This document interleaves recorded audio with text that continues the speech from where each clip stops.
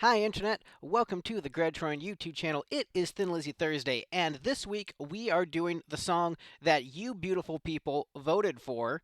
So, for first time viewers, I'm Greg. I like Thin Lizzy a lot, and I thought it'd be fun to go and break down every song in the catalog, because why not? I'm not doing anything for the next 5 years. Let's do this thing. And so, to have more audience engagement, every other week, you guys get to decide what we're reacting to. The computer picks 4 songs from the list at random, and then the fan vote ultimately wins, which means as you guys continue to pick the well known songs, we're going to be left with nothing but Black Star Riders at the end of this 5 year journey. Um, but yeah, so the choices for the poll were "Why Do You Love Your Guns," which is a Black Star Rider song that continually gets votes every time. So it's a gun control song by Black Star Riders. I think I listened to it once or twice and it was okay. Uh, Fade, another Black Star Rider song, I believe, 0%. Um, Sitamoia is the song which I would have voted for, tied with Why Do You Love Your Guns, which kind of hurts me because, spoiler alert, I think it's the best one on the list. But we're not reacting to Sitamoia. We are reacting to Borderline with 64% of the vote. Um, Makes sense. John and the Fox, one of Lizzy's bigger albums. Classic lineup. Sitamoia, that was what Gary Moore before Black Rose, so in between Vagabonds and Nightlife with Sitamoia. So that's like, a little bit more of like an obscure deep cut. This is also a deep cut, it's an album cut, but it's off, classic lineup. This is a song I was thinking about it earlier today because I knew this was going to be the one I'd react to. It's a song that I'm never excited to listen to. It's always like the album is on, okay, I'm not going to hit skip. And I sometimes go out of my way to listen to it in isolation. And I'm never pumped about it, but it's always like, you know what? That was pretty good. That was a solid country song. And so that's what this is. It's a solid country song that I enjoy, and it's in many ways a precursor to power ballads. Um, and it's melodically different than a lot of power ballads, despite following a very solid power ballad structure. So it's like a mixture of like a power ballad and a country song. And as someone who really likes power ballads and had trained my ear to listen to certain things in power ballads, this didn't give me the kind of power ballad I necessarily wanted and expected as someone who loves those 80s hair metal power ballads, and this is like a precursor to it, but not quite that. So anyway, spoilers, I like the song, but I'm maybe more lukewarm on it than many Lizzy fans. But I always end up liking it more when I'm actually listening to it rather than thinking about it. So I'm gonna actually listen to it. So yeah, let's get this reaction started.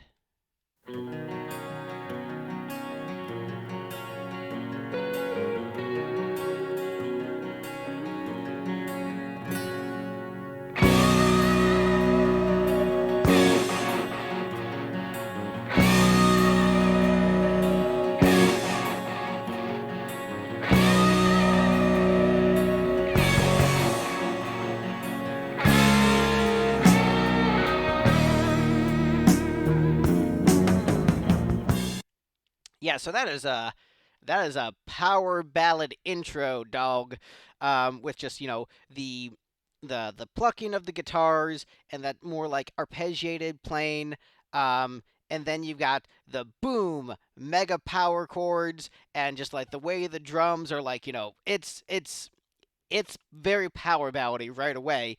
But then you realize, oh shoot, this is a country song once you get into like the melody, and so it's a weird combination of like the vocal melody and like lyricism of a country song, but it is very much done in like with power ballad musicality. So yeah, it's weird for me. All right, let's get rewind to get to the vocal. It's midnight in the big city, at the bar drinking all on my own,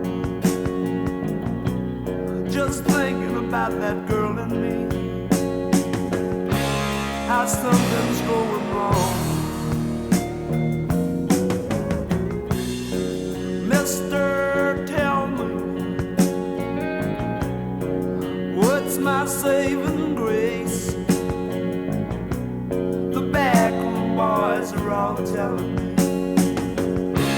I'm a borderline case. Back on the borderline one more time. Back on the borderline one more time. Yeah, so like I said, a very country melody. And actually, as I'm thinking about it, the bass line is a very country kind of bass line. The rest of the musicality is power ballad. And like I said, this is before power ballad, so like you can't expect like innovators of a genre to like sound like their successors. Like you can't have that expectation going in. And so it's interesting as like listening to this as a precursor to, those big 80s power ballads. It's like it's fascinating to hear something like, 10 years prior what that sounded like and how it was different and how this was just like another, Thin Lizzy song. We're a hard rock band, but we're doing a more ballady type song, messing around with it. Um, as I'm like really breaking this down, I think the bass is too high in the mix.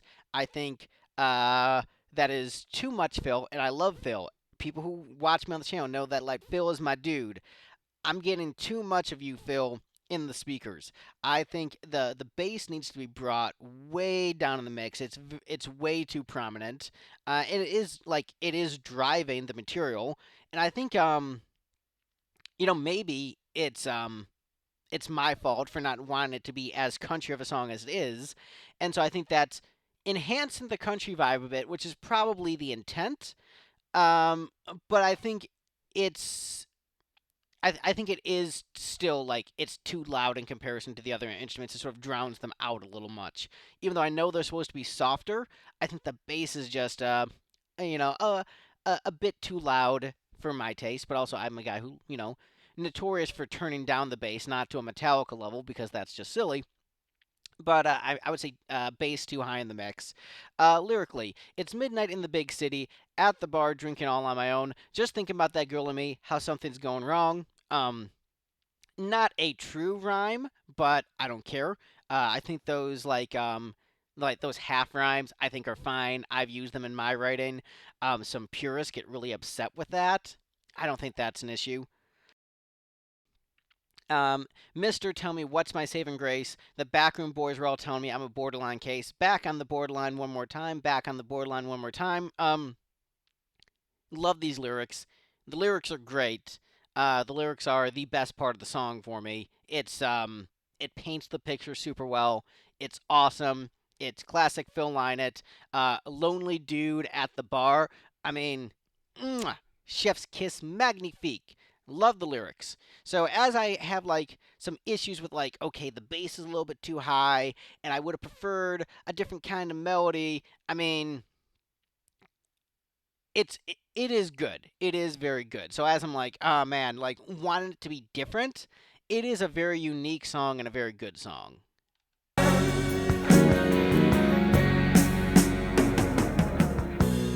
7 years and still sober. It's time to change to something stronger. I cannot take this thing no longer. She could have told me it's all over. Back in my hometown, the old place, it's still the same.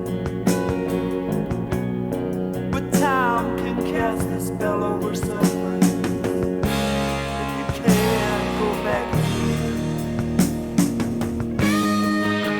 All right, I'm going to rewind it here before we get into the solo. So this happens to me every time I listen to the song. I'm always like, oh man, I wish it was more power ballady and less country. Even though I like country, it's like, it's not exactly what I want from this song with this instrumentation. And then every single time when I get to that second verse, I'm like, oh shoot, I'm jamming to it. So Yeah, it's like every time.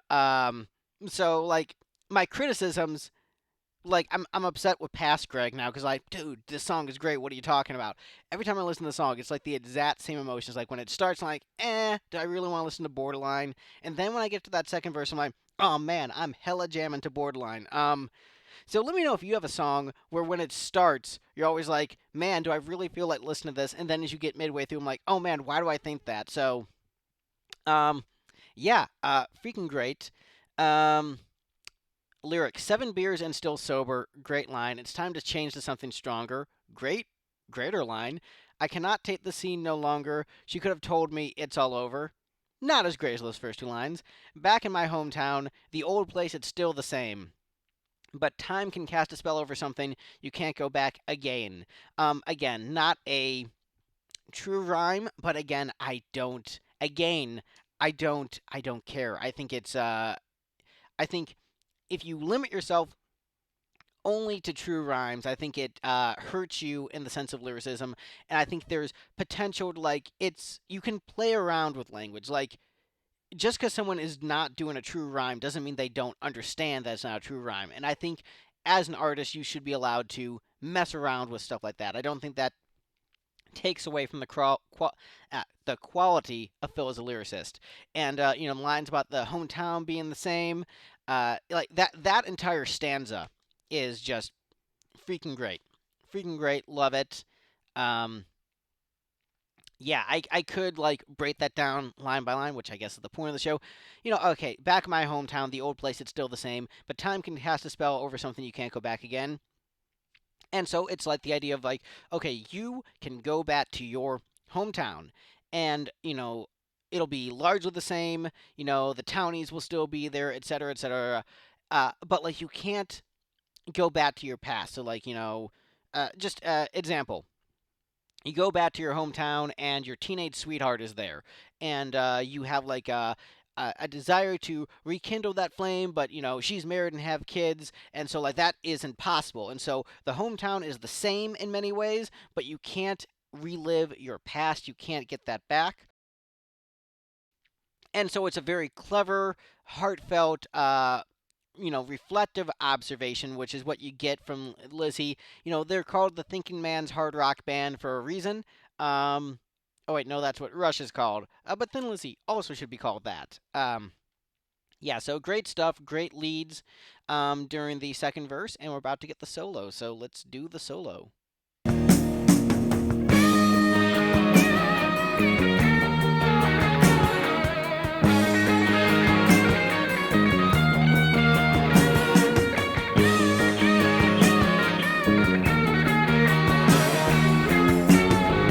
Back on the borderline one more time. Back on the borderline one more time.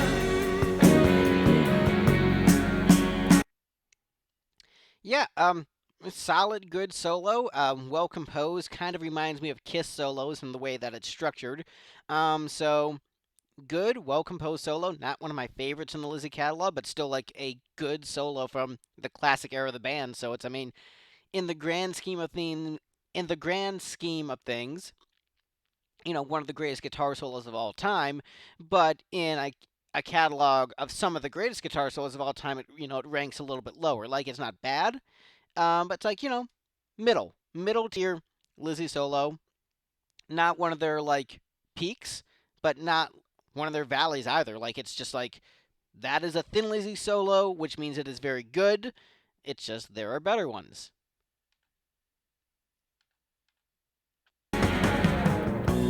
Mister, fill me another till I go crazy and I turn my mind around. Just pass that bottle one more time. I'm slowly sinking down. Jeannie, can I tell you the shame of my disgrace? It's just love or rejection for this borderline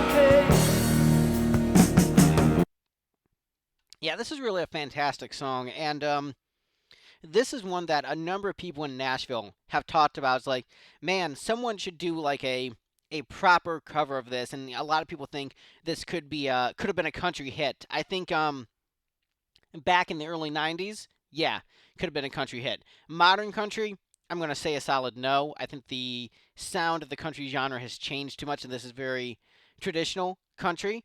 Not necessarily in terms of like the instrumentation of like those heavy power chord guitars. Um, but I think this definitely like could have been like a Garth Brooks hit, early '90s. Absolutely. Mr.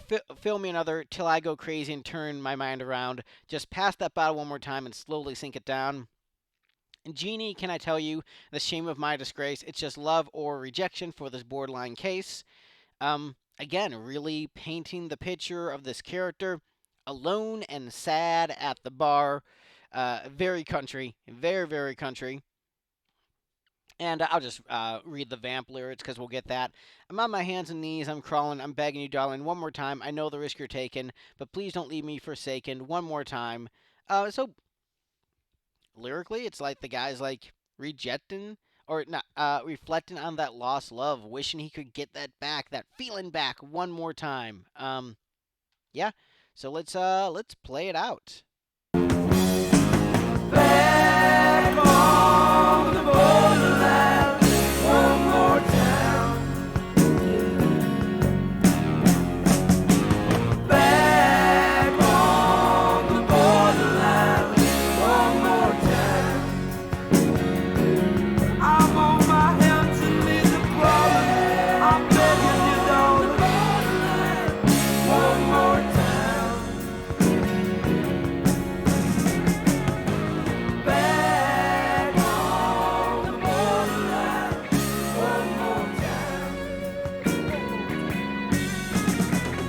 time. I know the risk you're taking, but please don't leave me forsaken. One more time. Back on the borderline, one more time.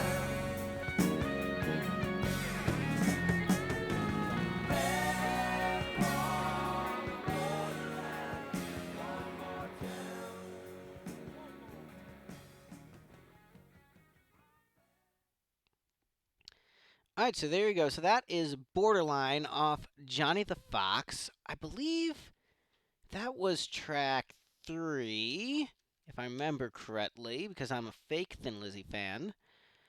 Uh, yeah, okay, so that is track 3 off Johnny the Fox. So I think this album, in many ways suffers because it is the follow up to Jailbreak, and Jailbreak was so great all around. And I really feel like while there is great material on this album, it definitely feels like a step down both in terms of production and writing. Um, so I think Johnny is an amazing, amazing song, which we'll get to at some point. But it doesn't really have the big hooky chorus the way that Jailbreak does. But still a great song. But then it gets followed up by Rocky, which is honestly one of the weaker like songs in the classic era, in my opinion. I'm sure there'll be some disagreement. But then you get to Borderline, and so you start up with like a really good song that slightly lets you down with the chorus, but it's still really cool. And so like you're feeling that momentum, you're excited, and then you get Rocky, which feels like um definitely Thin Lizzy like trying to write a rock song, but it feels like one of the weaker attempts. Like it feels like okay, I'm losing a little bit of momentum, but the song still has energy. So I'm still like listening to the album. Maybe this is like just a slight step down, but we're gonna get to something cool.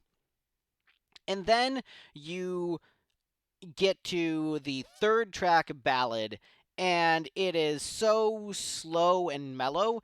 And I think in my listening to the album as a Lizzy fan, following up Jailbreak, it really felt like a punch to the gut and just like sort of sucked the excitement out of the album. Because Johnny, the song, was such a great start. And then Rocky was like, I'm not really feeling this as much.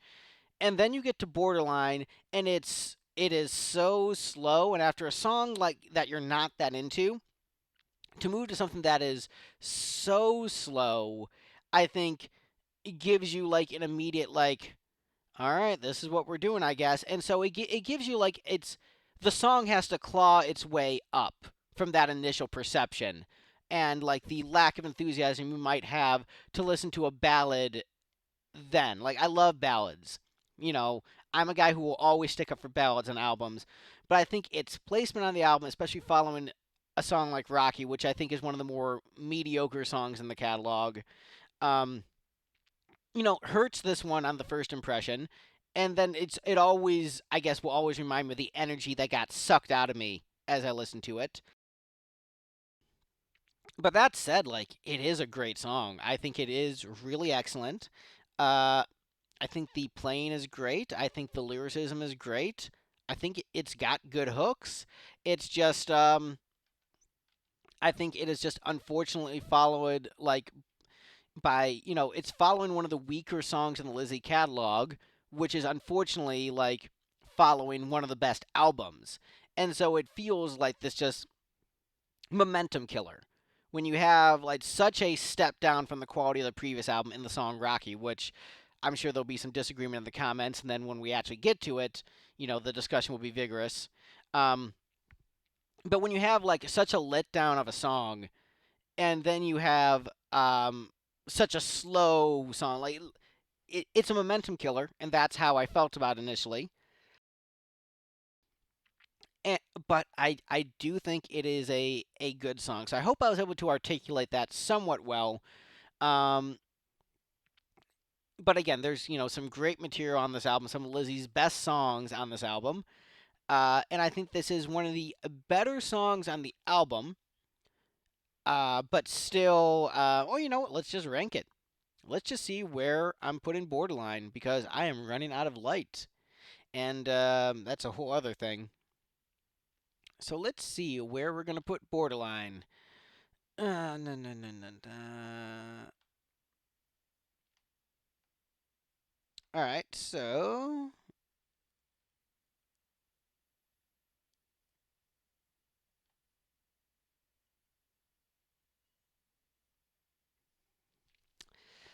all right.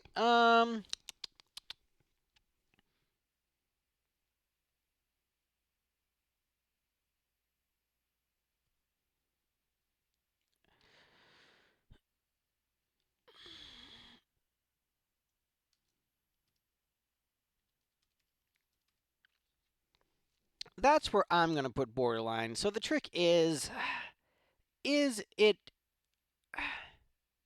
the Deep Purple song Speed King is a better song than Borderline. It is a better song. And yes, the Funky Junction version is less essential than Borderline, but like Speed King is such a better song. So even though it's like not essential to the Lizzy catalog, I can't put Borderline below Speed King because that is a really bitchin' song. And Borderline is just like a very good song. And I'm actually going to put the demo, I Still Think of You, above Silver Dollar, I decided, because I think it is a better song. I mean, it might be better than Borderline, but I'm not going to be that much of a hot take. Uh, yeah, so that is where I'm feeling. This will be in the comments. Oh man, maybe I should put Silas Rat higher. That's pretty good.